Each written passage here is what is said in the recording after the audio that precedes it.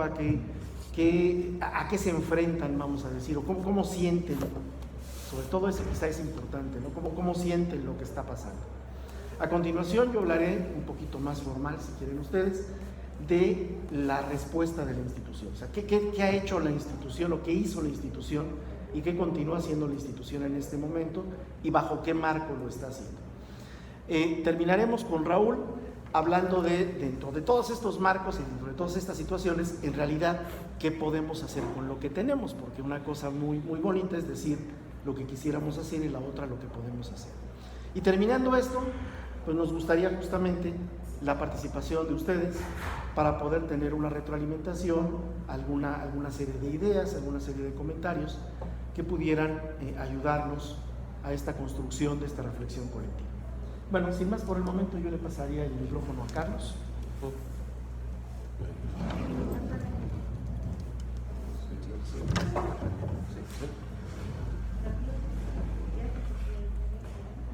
Bueno, ¿sí se oye? Sí. Ok, buenos días a todos los presentes, gracias por estar aquí. Como comentaba Enrique, mi intervención va a ser breve y es más bien de carácter reflexivo. Podríamos decir una especie de tomarle el pulso a las circunstancias. Ayer caminaba del edificio E hacia el edificio C y pasé por los jardines y vi un tendido, unos letreros que hablaban, unos chicos que mencionan que tienen necesidades económicas y tienen ahí una especie de bazar.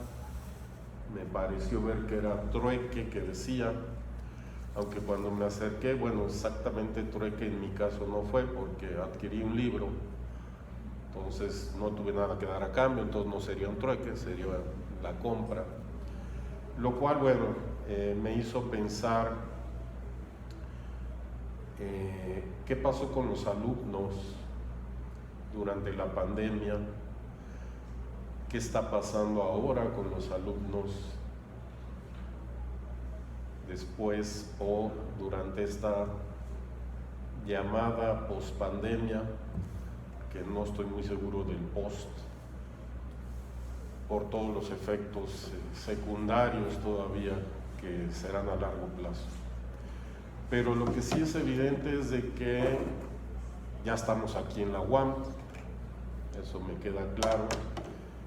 Percibo, y por eso les decía al principio que esto era reflexiones personales, propias, no es un estudio sistemático. Percibo que hay una especie de intención de regresar a lo que éramos antes de la pandemia. Es decir, ya pasó, regresamos y vamos a continuar como estábamos, con la misma dinámica, con los alumnos yendo a los salones, tomando clases, con los profesores impartiendo su cátedra. Aunque todos sabemos en nuestro interior que las cosas no son iguales. Hablo de muchos aspectos, hablo de aspectos, por supuesto, lo más importante de las pérdidas que hubo, pérdidas humanas que hubo.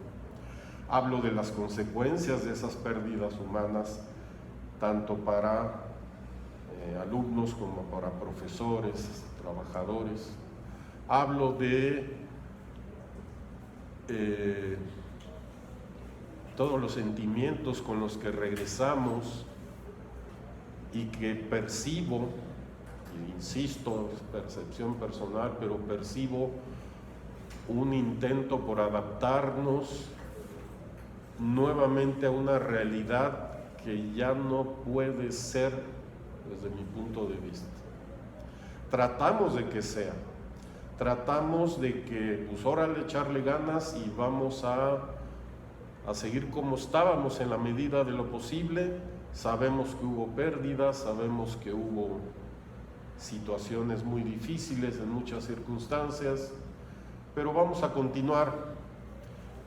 Y en muchos casos yo camino por los pasillos de los edificios, de las aulas, me he dado mis vueltas, viendo a través de las ventanillas de las puertas, y lo que veo es una aparente normalidad, los alumnos sentados tomando apuntes, los profesores dando su cátedra.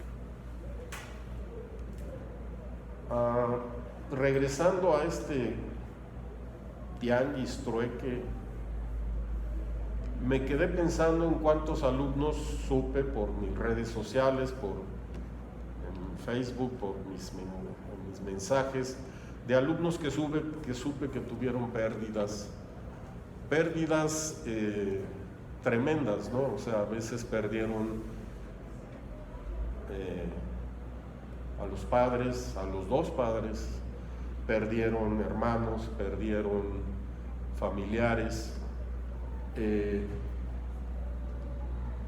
y me quedé pensando cuántos de estos chicos que están en el bazar no los conozco, pero tienen necesidades económicas debido en parte a la pandemia, ¿no? Y tienen necesidades económicas en parte a la situación global que estamos viviendo. Pero pareciera ser que entrando al aula se acabaron los problemas, los tenemos que dejar allá afuera, y aquí adentro en el salón, tú eres el alumno, yo soy el profesor, y vámonos, seguimos como estábamos antes. Es decir, dejamos de ser humanos, de ser personas, de ser dolientes, de ser sintientes, y otra vez volvemos a tú aprendes, yo te enseño. Atrás cerramos la puerta, y afuera de la puerta dejamos 2 años de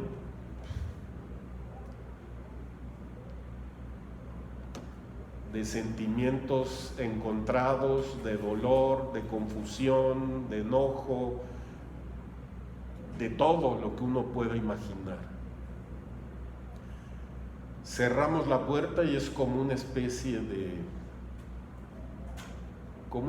de los cuentos, de una puerta mágica, que entra uno, cierra la puerta y no pasó nada. Ya estamos otra vez aquí, qué bueno que estamos aquí y vamos a seguir. Me quedé bien pensando también cuando vi eso del trueque, que muchos alumnos perdieron su sustento, que muchos alumnos, no sé cuántos, ya no están viniendo a la universidad porque tuvieron que, al menos espero, no para siempre, pero tuvieron que suspender para trabajar. Desconozco si hay estadísticas, y si las hay, pues desconozco por qué no las conocemos, o si solo se maneja a nivel de altas autoridades, pero ¿cuántos alumnos hubo que perdieron padre, madre, que perdieron casa, que perdieron sustento? No sabemos eso. En el salón de clases eso se va al limbo.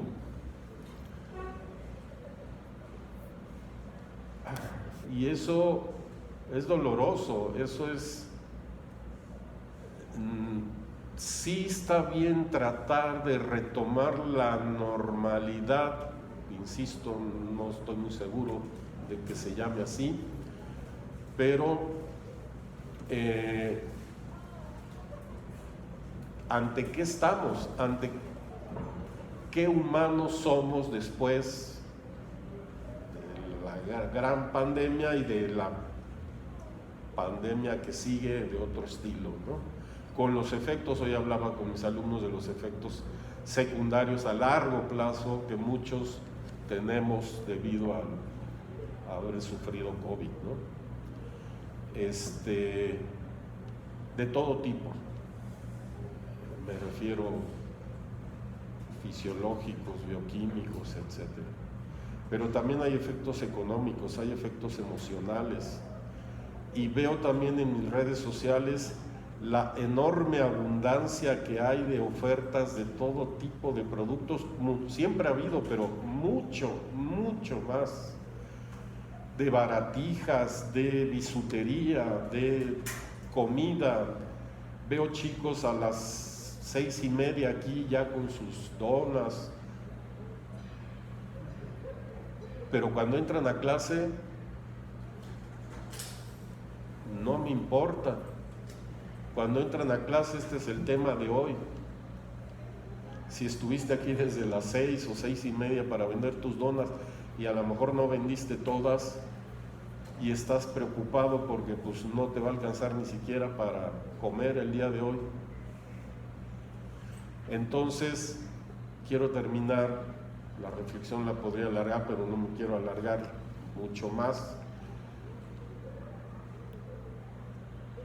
Como docentes, porque la mesa habla de la docencia o la nueva docencia, si le quieren llamar así, no debe de tomar en cuenta a los nuevos alumnos, o sea, a estos alumnos que tenemos ahora con todo lo que sufrieron y vivieron y están viviendo y sufriendo,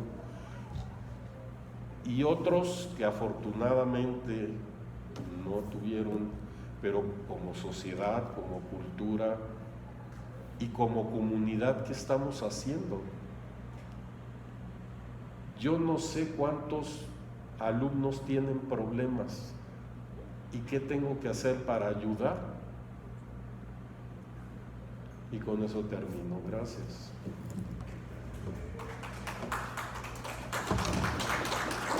Bien. ¿Cómo respondió la institución? Si nos pasas por favor la presentación. La institución responde creando prácticamente desde el principio lo que se llamó el Proyecto Emergente de Enseñanza Remota o el PER. Eso lo hizo una comisión, partió del trabajo de una comisión para el desarrollo de la educación en la contingencia, nótese la palabra, se nos agarraron con los dedos en la puerta y hay que hacer algo. Siendo que tuvimos cuando menos 4 meses, desde los primeros casos en diciembre en China, como para empezar a pensar qué podíamos hacer al respecto, ¿no? Pero bueno, en fin. Entonces se hizo un diagnóstico de las capacidades institucionales, o sea, qué podemos hacer en función de, pues de lo que tenemos, en teoría, y luego se hizo una encuesta, donde se habla que se manejó a cerca del 90% de la comunidad, para ver cuáles eran las, digamos, los usos y costumbres en la tecnología, porque se entendía que no podíamos venir a clases presenciales y entonces había que entrar a una situación remota. Nótese que nunca se utilizó el término educación a distancia, se habló siempre de enseñanza remota, o sea, vamos a hacer lo que hacíamos, pero de lejitos. La siguiente, por favor. Entonces este proyecto se aprobó, fíjense, el 17 de abril de 2020, o sea, prácticamente menos de un mes después de que entráramos a suspender las labores, y el objetivo era dar continuidad a la formación con el compromiso institucional de comunicación, acompañamiento, habilitación y acceso seguro a las TIC.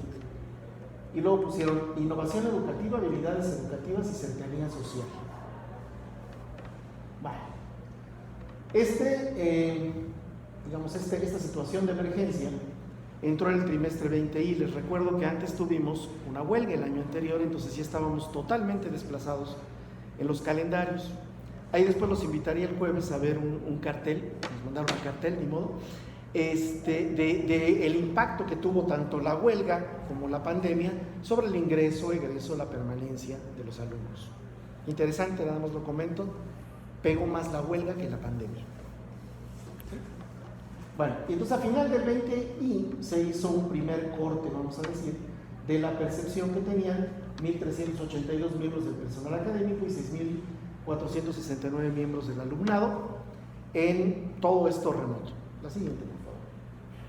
Bueno, no se ve muy bien porque son los cuadros curiosamente originales del informe del PER, pero básicamente lo que ustedes pueden ver del lado izquierdo arriba, déjenme, aquí afortunadamente yo también abrí mi presentación, entonces lo puedo ver con más detalle. Sí, en la gráfica de la izquierda, por ejemplo, se puede ver qué pasó en los trimestres I de los 2 años anteriores al 20I. El naranja es el 18, el amarillo es el 19 y el verde es el 20. Apunta ya. Sí, ahí está. ¿Sí? Tiene 2 luces. De Azcapotzalco, pues, prácticamente no pasó nada. Coajimalpa, quiero que vean Iztapalapa. En Iztapalapa se cayó los alumnos con carga, se cayeron los alumnos con carga académica, o sea, dejaron de inscribirse alumnos. En Lerma, bueno, son tan poquitos que no se puede ver. En Xochimilco aumentaron y globalmente en la universidad aumentaron. Entonces, fíjense, es muy interesante eso, ¿no? ¿Por qué Iztapalapa cayó y las demás unidades no? Bueno, en la de la izquierda abajo, esa, de ahí, lo que podemos ver son la percepción del aprendizaje, la valoración que en la encuesta manejaron. El amarillo es no aprendí, el gris es aprendí mínimamente, el naranja aprendí parcialmente y el azul aprendí totalmente. Otra vez tenemos cosas muy interesantes de unidad a unidad, ¿no? La unidad en donde, curiosamente, se dice que se aprendió mejor si lo tomamos globalmente, pues parece ser esta palabra, si tomamos el parcialmente, ¿no? Pero también hay un buen número, alrededor de un 12-13%, que dice que no aprendió nada. Y luego, por ejemplo, en el otro lado de la misma gráfica, lo que podemos ver son las inscripciones, les decía, cuál es la aprobación en cada uno de los trimestres correspondientes, y vean, aprendí parcialmente, pero reprobé un chorro. Entonces, nos agarraron con los dedos en la puerta. Sí, respondimos, sí empezamos a dar clases o algo parecido de manera remota, pero el mismo informe de los alumnos dice, es que estamos aprendiendo más o menos, pero eso se refleja, o sea, no se refleja en la aprobación. Estamos aprobando menos. La que sigue, por favor. Okay. Aquí, ¿qué es lo que tenemos? Las principales dificultades más bien, los principales medios que se utilizaron para comunicarse. Fundamentalmente, correo electrónico. Este otro de aquí abajo son aulas virtuales comerciales. Curiosamente, cuando hablamos de las aulas institucionales, ¿sí?, que sería del lado derecho, es mucho menos que las aulas comerciales. O sea, no utilizamos las aulas virtuales de la universidad, sino nos fuimos a YouTube, nos fuimos a qué sé yo, pero sobre todo el correo electrónico. Aquí, por ejemplo, Iztapalapa tiene el CIPI. Entonces el CIPI abrió un pequeño espacio diferente a lo que existía en otros. WhatsApp, más o menos, pero mucho más, por ejemplo, en Xochimilco. Entonces también, no da tiempo de verlo con cuidado, pero también la forma en que cada unidad lo manejó fue diferente. Los alumnos de cada unidad se aproximaron diferente a esta situación. No voy más rápido, la siguiente, por favor. La siguiente, este lo podemos obviar. Aquí, ¿qué es lo que tenemos? Lo que tenemos es ahora cuáles son las condiciones que tienen los estudiantes para realizar las actividades académicas y cuáles son los problemas que tienen. Bueno, apoyo institucional lo perciben bastante bajo, a pesar de que se dieron tablets y cosas por el estilo, lo perciben bajo. Bajo conocimiento en los recursos y habilidades digitales, ¿sí? Sus condiciones son quizá no tan malas, pero por ejemplo tienen un bajo manejo de estrategias para la educación remota. O sea, otra vez, no estábamos preparados ninguno, a pesar de que los alumnos tienen mucho más manejo de cuestiones tecnológicas y en línea que nosotros, tampoco ellos estaban acostumbrados a utilizar eso para lo que queríamos usarlo en este programa de emergencia. La que sigue, por favor. Aquí, ¿qué es lo que vemos? Digamos, la encuesta de los alumnos. Los alumnos, estos eran los profesores, los alumnos dicen que sus condiciones son buenas, Sin embargo, ellos creen que el apoyo institucional es mejor que el que los profesores creíamos que nos daban. O sea, los profesores que pensamos que la universidad nos apoyó menos, poco, los alumnos pensaban que les apoyó a ellos, que ellos les apoyaron más. Y bueno, en general los indicadores de alumnos son mejores. Acuérdense que esta es una recopilación de información en una encuesta que se hizo en línea. Entonces, evidentemente, los alumnos que contestaron en línea pues son los que van a decir que en línea se sienten mejor, de alguna forma. La que sigue. La que sigue, por favor. Ok. Este sería, creo que es la última del PER. Quizá nos vamos a los números de abajo. ¿Cuál es la calificación promedio? Fíjense, 8. La más baja en Lerma, la más alta es 8,000 por esta palabra, pero es en general 8. Y el número de alumnos, digamos, bueno, esa es la percepción de la calificación de acuerdo a los profesores. La percepción de la calificación de acuerdo a los alumnos es 6. Hay dos unidades completas en términos de qué tan bien está funcionando el asunto y qué tan mal está funcionando el asunto. Los profesores pensamos en promedio darle un 8 al sistema, los alumnos le dieron un 6. O sea, claramente estamos viendo dos mundos diferentes. ¿A qué sigue?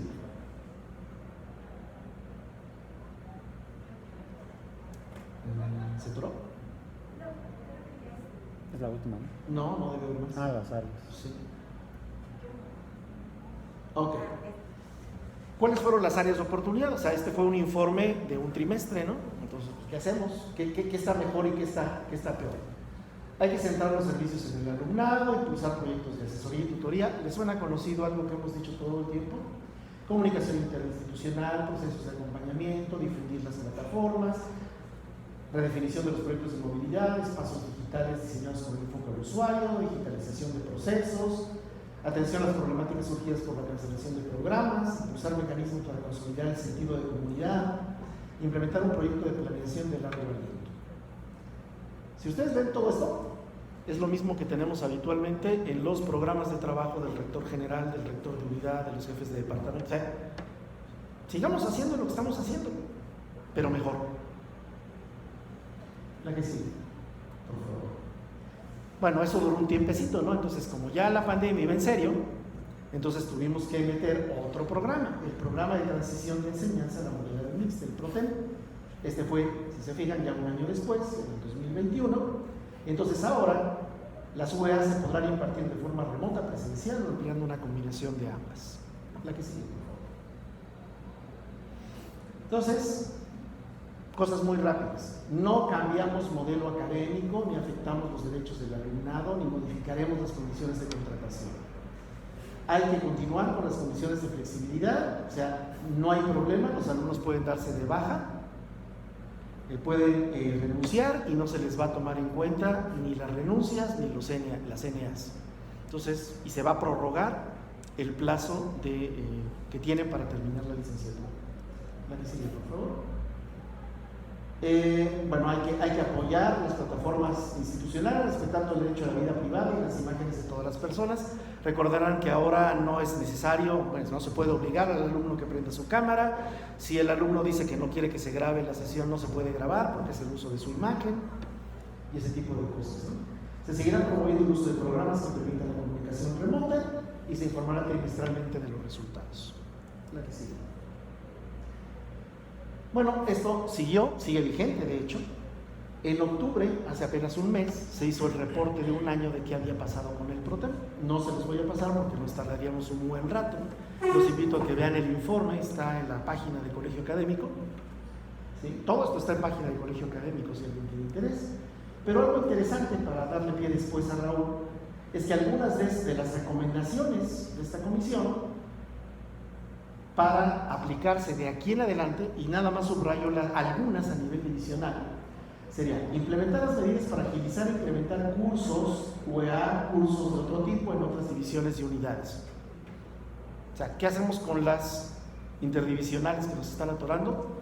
Bueno, PROTEN dice, Hay que mejorar eso. No se puede quedar así. Promover foros está interesante. Promover foros o encuentros por licenciatura para recuperar las experiencias y los aprendizajes en la lógica de las adecuaciones y modificaciones de los planes y programas de estudio. Hemos tenido alguna reunión para platicar qué pasó. Constituir grupos de trabajo que analicen a profundidad los problemas asociados a la trayectoria escolar. Son recomendaciones que nos están haciendo para las divisiones. Hay otras a rectoría general, otras a rectoría de unidad, otras a departamentos. Entonces, ya hay cosas que nos están diciendo que podemos hacer. Bueno, esto es nada más rápidamente para decir, todo esto en la legislación universitaria tiene que ver con docencia. Desde estas políticas, que son del 2000 más o menos, hasta cuestiones nuevas como el MACA, el famoso modelo académico de construcción colaborativa del aprendizaje, que se empezó a hacer o a desarrollar antes de la pandemia y que se aprobó el año pasado durante la pandemia. Las últimas, por favor, nada más rápidamente, es que los ejes del MACA son referir la vinculación del proceso de enseñanza-aprendizaje con la realidad social y la vinculación entre investigación y docencia, que implica que la actitud de los profesores frente a la investigación es la misma que la actitud frente al alumnado en el salón de clases, cuestionado constantemente lo que se hace, cómo se hace y los resultados que se obtienen. O sea, es el modelo que se supone que estamos siguiendo en la unidad de Iztapalapa para impartir docencia. La que sí, creo que queda más esta y una más. Bueno, hablar rápidamente de la innovación educativa.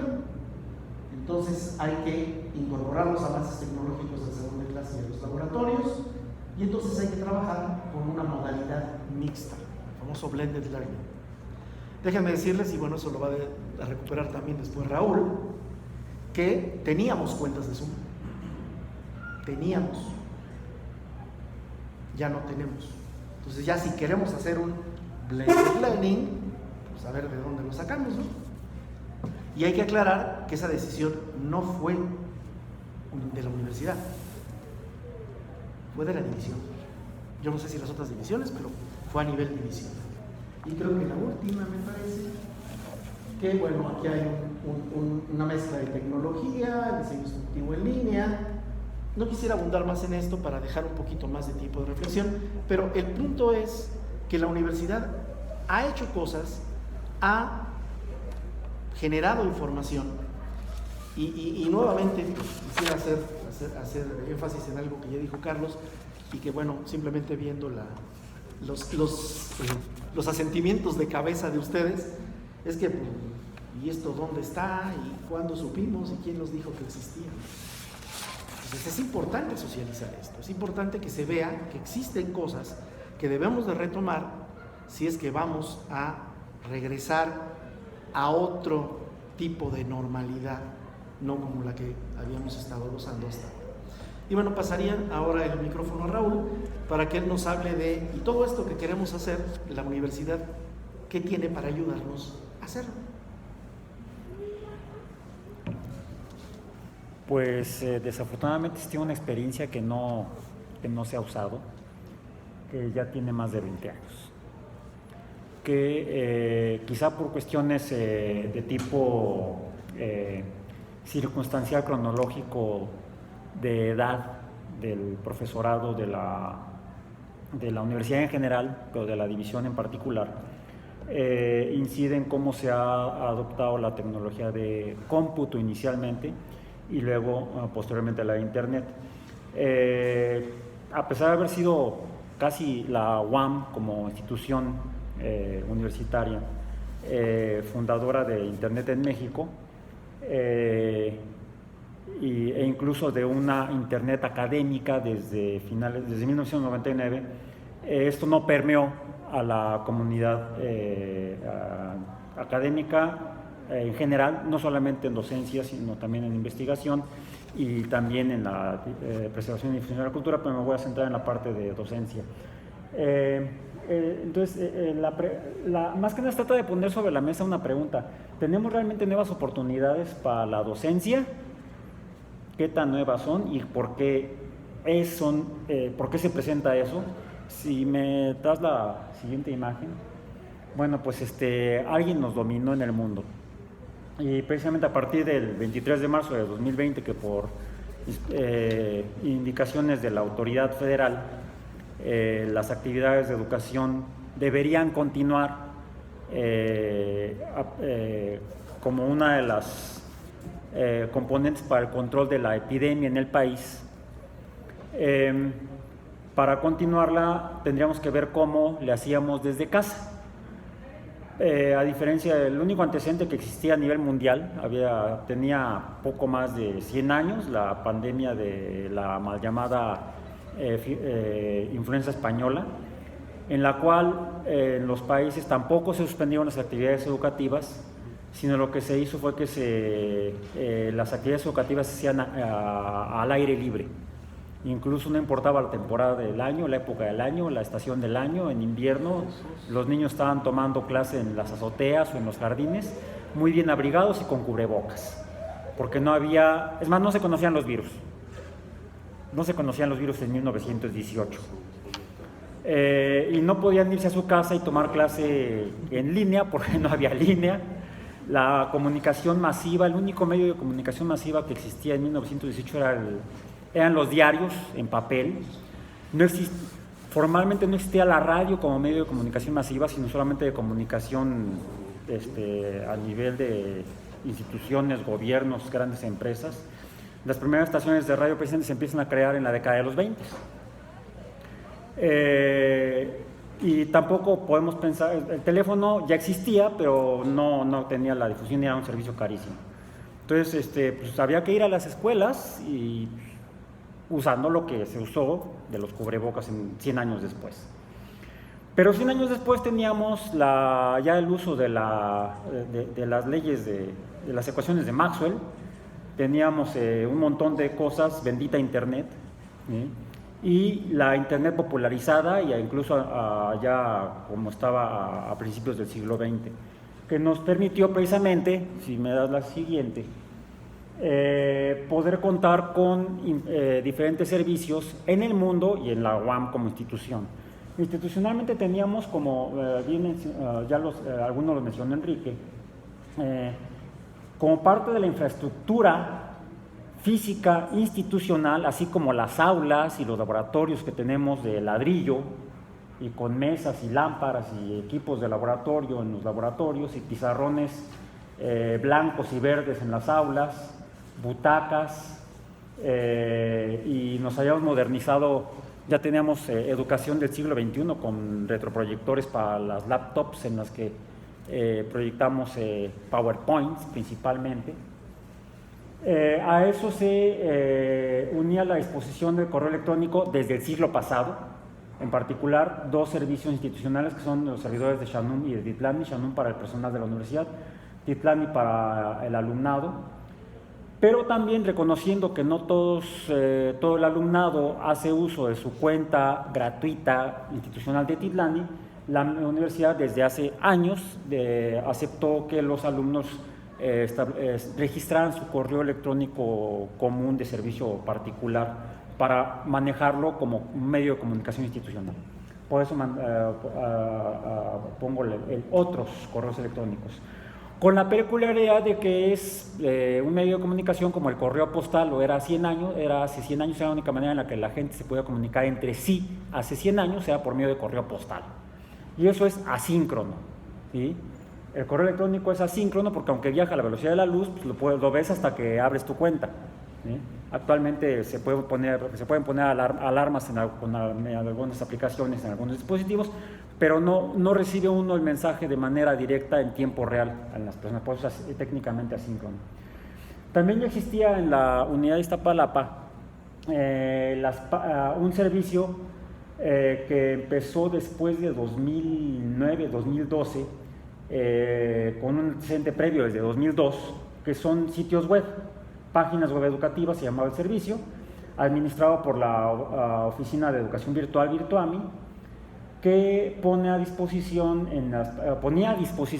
las páginas web educativas los contenidos que los profesores podíamos poner de los cursos. Una ventaja que tenían estas páginas web educativas era que era muy amigable y fácil de usar porque uno ponía ahí su material y programaba el curso, como si estuviera usando uno Word, básicamente. No requería conocer código y programar como si lo hacía el servicio previo que teníamos, el cual ya de hecho estaba fuera de servicio. Entonces, Virtuami administraba las páginas web educativas, pero también era principalmente asíncrono. Los materiales estaban ahí para ser usados. Algunos profesores lo usaban antes de la pandemia como un material como un sitio, como un repositorio para sus materiales disponibles para sus alumnos, básicamente como una especie de biblioteca de aula, y con un servicio asíncrono que era un chat room disponible, y un servicio de chat que funciona casi sincrónico, no 100%, pero sí es más síncrono que por supuesto el correo electrónico. Ya Virtuami también había implementado, al menos desde 2013, si no me equivoco, 2011 o 2013, un servicio de aulas virtuales mediante el sistema de código abierto de Moodle. Eso lo hace muy económico para la universidad, no se requieren pagar licencias y se puede modificar y adecuar a las necesidades de la institución. Contábamos con antecedentes previos, habíamos tenido aquí ofertas de empresas como Blackboard que habían querido vendernos sus plataformas, e incluso en un momento dado tuvimos una plataforma propia desarrollada en la División de Ciencias Básicas y Ingeniería por el Departamento de Ingeniería Eléctrica, que desafortunadamente se abandonó, ¿sí? Por cuestiones que desconozco. Finalmente se tiene a la fecha Moodle, pero un problema que tuvimos fue que estas páginas web educativas y aún las aulas virtuales que todavía existen en Moodle no las usa el 100% de los profesores de la división. En el caso del primer servicio se habrá tenido un 20% de profesores usando las primeras páginas para uso docente. El segundo servicio, que fue el de las páginas web educativas, no se llegó al 50% de los profesores. Y las aulas virtuales están más o menos en el mismo orden. Alrededor del 50% de los profesores de la división han usado en alguna ocasión una aula virtual. Es decir, no está, la comunidad docente no está habituada a usar la tecnología de Internet para funciones docentes cotidianas. O sea, no teníamos experiencia como institución, la división, como un corpus que llegara arriba del 90%, de ninguna manera. El CIPI ya existía antes de la pandemia, pero no se había socializado, dado que incluso si recordamos el nombre de este sistema, es un sistema informático básicamente administrativo, que se fue adecuando a lo largo de la pandemia para operar como algo intermedio entre página web y aula virtual, ¿sí? Pero sin tener servicios de tipo sincrónico como los chat rooms que sí hay en las aulas y había en las páginas web educativas. Y hablo en pasado para las páginas web educativas porque estuvieron en servicio desde que se fundaron, les digo, a principios de la década pasada hasta mayo de este año, en el que por algunas cuestiones de tipo legal, en las cuales muchos profesores hacíamos lo que hace muchos años hacían nuestros maestros, piratería a través de fotocopiar artículos del Scientific American y la Research para clase y también de libros de texto. Así éramos de los principales piratas a nivel mundial, no solamente la UAM, todas las universidades del mundo hacíamos piratería. Pues esto se fue, las medidas legales contra la piratería académica se fueron implementando desde hace más de 30 años, al grado tal que el uso de material sin autorización por parte de los titulares del derecho de copia en las páginas web educativas le provocó a la universidad tener múltiples demandas de tipo legal por el uso ilícito de material de otros autores. Aunque se promovió hace como unos 10 años más o menos, de hecho trabajamos nosotros en una promoción para que los profesores empezáramos a poner material propio en las páginas web. No hubo realmente mucho trabajo al respecto, no hubo mucha respuesta. El CIPI entonces, las páginas web educativas murieron a partir de mayo y ahorita contamos con las aulas virtuales con el CIPI, pero que, repito, no tiene el chat room que le da cierta sincronía al servicio. Finalmente, queda un servicio ahí medio oculto, oscuro, no está oculto, realmente más bien es poco conocido, que es un servidor que se abrió junto con el que hospedaba las páginas web educativas. El servidor de las páginas web se llamaba Docencia IZT. en 2004 se compró un segundo servidor para hospedar las páginas web de los grupos de investigación. Está prácticamente no en desuso, sino en no uso. Hay muy pocos profesores de la unidad que la usan, este servidor. Pero ahí está, se puede seguir usando de aquí a que muera. Me pasas la siguiente, por favor, y quiero terminar ya con esto. Como mencionó Enrique, el PER nos hizo la recomendación de usar lo que hubiera a la mano. Y entonces usamos principalmente Facebook, con el inconveniente de que se requiere membresía. O sea, si alguno de nuestros alumnos o alumnas no tenía cuenta en Facebook, no podíamos realmente cubrir al 100% de quienes estaban inscritos en nuestras UEAs. Una ventaja de Facebook es que el uso suele estar incluido en las ofertas que dan las empresas de telefonía de servicio de conexión a Internet. Es decir, al usuario no le cuesta el uso de datos para Facebook. Lo mismo sucede con WhatsApp, pero también requiere membresía. Instagram, lo mismo, que actualmente también es de la empresa que maneja Facebook. YouTube no requiere membresía, es muy bueno para video, pero tiene dos inconvenientes. Número uno, requiere de un muy buen servicio por parte del proveedor de Internet, pues se llama calidad de servicio o QoS técnicamente, y chupa una cantidad de datos idiota y no lo cubren los pagos, la que uno paga a la compañía telefónica. De hecho, tengo que pagar más de 4,000 pesos a mi teléfono, por ahí si me falla algún video. Entonces sale carísimo usar YouTube y depende desafortunadamente de cómo está la conexión de donde uno se conecta. Yo pude ver y les preguntaba a mis alumnos, porque usé Facebook y YouTube, y les preguntaba cómo se veía el video, y ocasionalmente se veía bien, principalmente estaba pixelada la imagen. Finalmente pasamos al PROTEM, y que nos recordó que hay restricciones legales para el uso de video. Como mencionó Enrique, si un alumno no autoriza a grabar y publicar la sesión grabada, pues el profesor no puede hacerlo. O tendría que hacer adecuaciones de edición, las cuales complican el asunto. Creo que hay una última imagen, me parece. Bueno, los servicios que se habilitaban posteriormente durante la pandemia. En hardware, a los alumnos se les dieron las tabletas. En software, se adquirieron las licencias de Zoom para manejarlas por parte del profesorado. Y el Google Sheet, que se puso a disposición para que los profesores tuvieran otro servicio, que la ventaja que ofrece es que da muchos servicios adicionales a solamente un aula, como los repositorios y todo lo que incluye Google. Esa fue una ventaja, que además permite una interacción más inmediata con alumnos que tengan cuenta en Google, pero otra vez depende de con qué se conecta cada estudiante. Entonces, cada servicio tiene inconvenientes.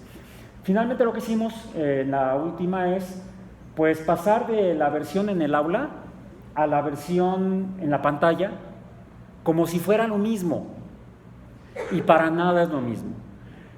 Al final antes de regresar, sí se observó en las redes sociales, observamos Carlos y yo, principalmente como expresiones de agotamiento por parte de alumnos. Desconocemos cuál habría sido la visión del profesorado, pero ya la mayoría de la comunidad académica de la división clamaba por el regreso. Pero ¿cómo lo vamos a hacer?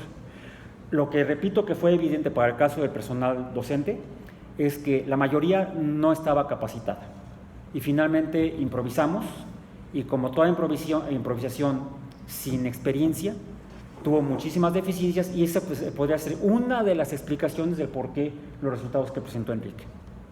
Gracias. Tenemos como 10 minutos para dudas. Bueno, agradecemos la plática de los profesores, y pues una de las imágenes que me llamó la atención fue la de los alumnos contra los profesores en este sentido, ¿no?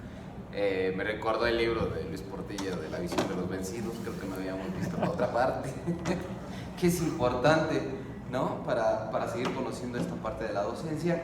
Y pues bueno, me gustaría, si tiene alguien una pregunta, aquí están los profesores, una inquietud y podemos discutir. Luego con él.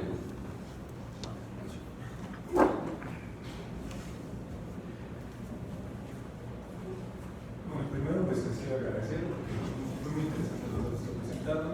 Qué lástima que no hubo tanta asistencia, creo que es muy necesario. Yo más que preguntas, más bien quisiera hablar un poco como alumno. A mí me gustaría saber si los presentes o incluso a nosotros ya les preguntaré, se preguntaron acerca de la forma en la que aprenden a lo largo de la pandemia. Porque en lo personal a mí me pasó mucho, porque yo soy una persona que necesita estar todo el tiempo en movimiento, no sé, pues aprendo el movimiento de hecho, y principalmente soy visual, ¿no? Creo que eso es lo que de hecho predomina entre los alumnos. Entonces, no sé, me gustaría justo evocar esa reflexión de los que están aquí presentes, de qué aprendieron acerca de su propio aprendizaje, su propia forma de poder pretender mayormente. Sí, o sea, que la información pase a un aprendizaje significativo, que no se quede nada más en memorización, y que les dejó, ¿no? Que justamente no es adecuado que pasando estos 2 años queremos igual.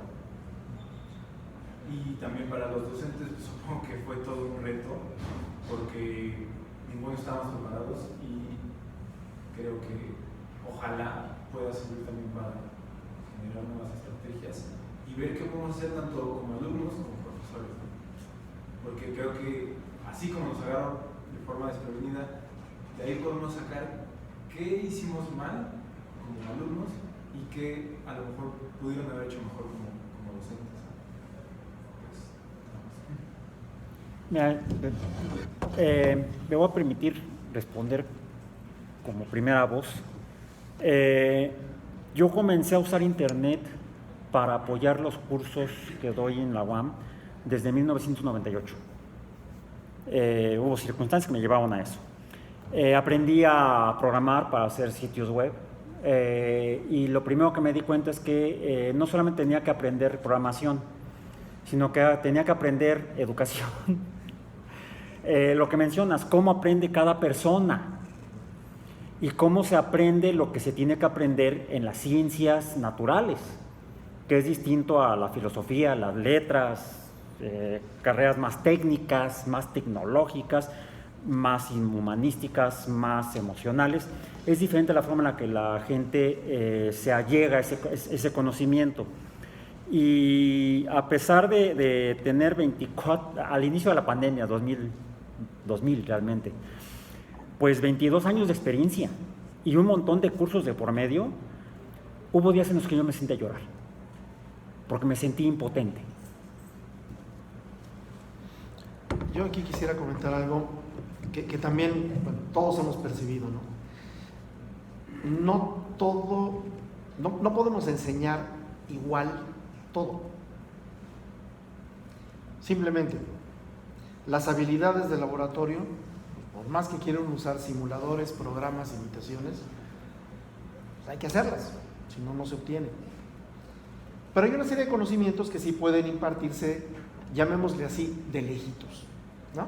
Entonces, tenemos que sentarnos a discutir qué podemos aprovechar en ese de lejitos, qué hicimos bien, como dices, y qué hicimos mal. Pero nos tenemos que sentar. Llevamos 6 meses desde que regresamos y no nos hemos abierto un espacio para sentarnos a platicar. Porque el trimestre y porque andamos atrasados y que ya nos llegó la semana 7 y estamos en la 9 y ya no podemos, ¿sí? Pero ¿cuándo vamos a abrir ese espacio? ¿Cuándo le vamos a preguntar a los alumnos, a ver, díganos, ¿qué pasó? ¿Y cuándo ustedes van a oírnos a nosotros decirles, pues nos pasó esto y no pudimos y nos desesperamos porque no sabíamos si alguien estaba del otro lado o no estaba del otro lado porque ni siquiera lo veíamos? ¿Sí? Cuando estamos en el salón y vemos al alumno que se está durmiendo, bueno, ya sabemos que está durmiendo. Pero si está apagada la cámara, no sabemos ni siquiera si está. Y en el salón cuando preguntamos, ¿y ustedes qué opinan? Y nadie contesta, bueno, ahí están. Pero cuando en la cámara preguntamos, ¿y ustedes qué opinan? Y nadie contesta, ¿qué? ¿Cómo brincamos eso? Pero no nos hemos sentado a platicar. Nos tenemos que sentar a platicar. Porque si no, va a pasar otro año y vamos a estar exactamente en el mismo lugar en que estamos ahorita. Que es que no sabemos dónde estamos. Sí, yo nomás agregaría que esta normal y comprensible deseo de regresar a lo que conocíamos, porque nos da seguridad, porque nos da tranquilidad, ¿no? Regresar a donde estábamos.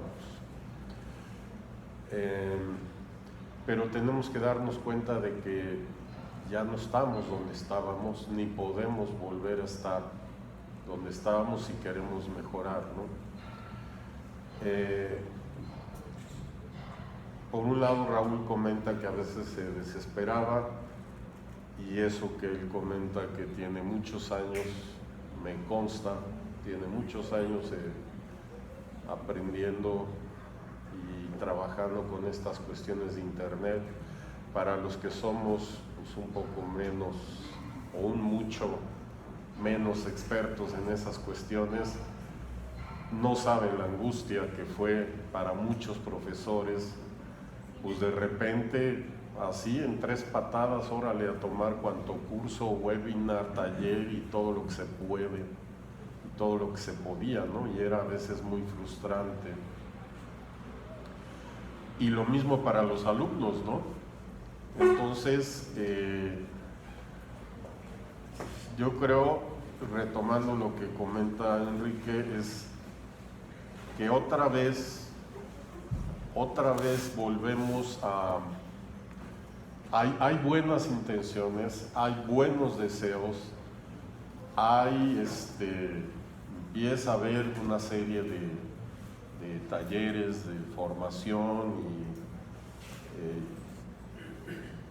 por parte de las autoridades, ya de manera un poco más centralizada y ya más coordinada, y ya empieza a haber un poco más de trabajo en ese sentido, pero insisto,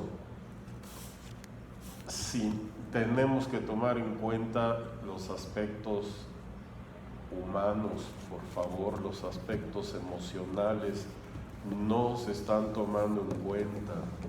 Parece que es una palabra prohibida cuando se habla de docencia, enseñanza, aprendizaje, docencia en clase.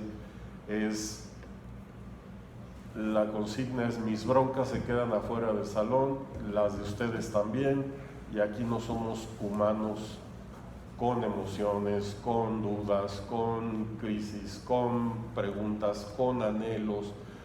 No, aquí tú vienes a aprender y yo te vengo a enseñar. Yo solo pido, invito, sugiero, suplico, solicito que tratemos de reconocernos como humanos en toda la integridad que somos, aunque pueda eso chocar con nuestra visión cientificista de la docencia,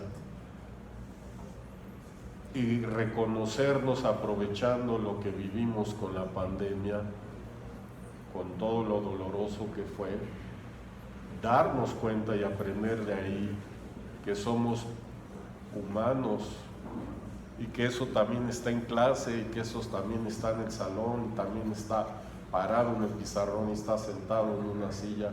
Somos humanos y, como dice Enrique, tenemos que reunirnos a platicar todas esas experiencias. No estoy hablando de una terapia grupal, que tampoco sería mala idea, pero sí un acuerdo alumnos, profesores, de ver qué sentimos, qué vivimos, qué nos frustró, qué nos fue mejor, y todo eso trabajarlo para también retroalimentar lo que las autoridades nos puedan ofrecer, para que todo eso se vaya construyendo, porque para terminar, no estamos formando, no estamos formando personas con información, llenando información en la cabeza, estamos formando seres humanos. Y los seres humanos no solo son conocimientos en la cabeza. Eso es todo, gracias. Bueno.